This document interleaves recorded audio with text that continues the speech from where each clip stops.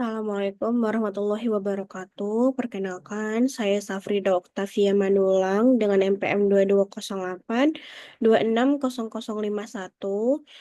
Saya dari Stambuk 2022 dari kelas A. Di sini saya akan menjelaskan mengenai dermatitis kontak alergi. Nah, jadi adapun definisi dari si dermatitis kontak alergi ini yaitu peradangan kulit yang timbul setelah kontak dengan alergen melalui proses sensititasi.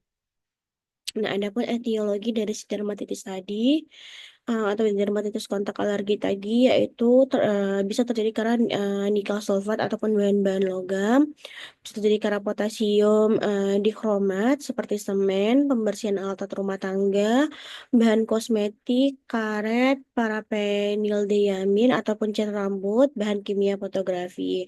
Nah, adapun faktor resiko dari si dermatitis kontak alergi tadi, nah ini biasanya terdapat potensi sensititasi alergen, dosis per unit area, luas daerah yang terkena, lama pajanan, suhu dan kelembapan, lingkungan, pH, dan oklusi. Adapun manifestasi klinis dari si dermatitis kontak alergi tadi ini biasanya terdapat eritema, papul dan vesikel berkelompok, erosi lokal, dan terdapat skuam halus seperti di gambar tersebut. Nah, adapun patogenesis dari si dermatitis kontak alergi, nah biasanya dia ini tuh adanya respon imun yang diperantarai oleh sel ataupun cell mediated immune response atau reaksi hipersensitivitas tipe lambat. Reaksi ini terdapat dua fase. Nah, jadi yang pertama itu ada fase sensitisasi. Nah, ini terjadi saat kontak pertama dengan alergen dengan kulit sampai timbul reaksi 2 sampai 3 minggu. Nah, setelah itu ada fase elisitasi. Nah, ini terjadi saat pajanan ulang dengan alergen yang sama atau timbul gejala klinis dalam waktu lebih kurang 2 hari. Nah, adanya respon imun yang diperantarai oleh sel T. Dia ini bermigrasi ke tempat kontak dan melepaskan sitokin proinflamasi yang menimbulkan reaksi inflamasi. Nah, jadi kita lakukan diagnosis pada si pasien. Nah, biasanya anamnesnya ini si pasien ini ada riwayat terpajan bahan alergen.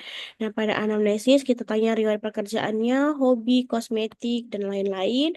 Pada pemeriksaan fisik terdapat eritema makular plakat, papul dan vesikel berkelompok, terdapat erosi ataupun krusta hingga plakat, dan terdapat skuama halus. Nah, pada pemeriksaan penunjang kita lakukan pemeriksaan uji tempel atau PEG test. Nah, jadi si dermatitis kontak alergi ini biasanya dia timbul setelah dia terkena kontak alergen. Misal setelah dia pakai kalung, terus setelah dia pakai jam, setelah dia pakai gelang.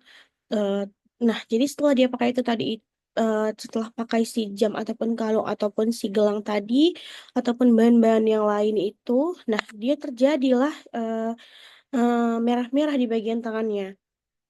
Nah, seperti yang digambar ini. Nah, dia membentuk seperti papul dan vesikel berkelompok gitu.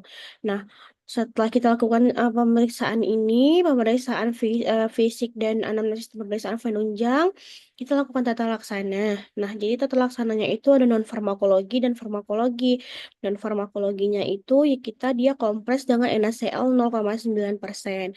Terus kalau misalnya dia farmakologinya kita berikan dia kortikosteroid topikal ataupun sistemik, kita kasih dia antihistamin sistemik, lalu kita infeksi sekunder, jika terjadi infeksi sekunder, kita berikan dia antibiotik. Nah, pada komplikasi dari si dermatitis kontak alergi ini bisa herpes simplex, erythema multiforme, ataupun neurodermatitis. Nah, sedikit penjelasan dari saya mengenai dermatitis kontak alergi.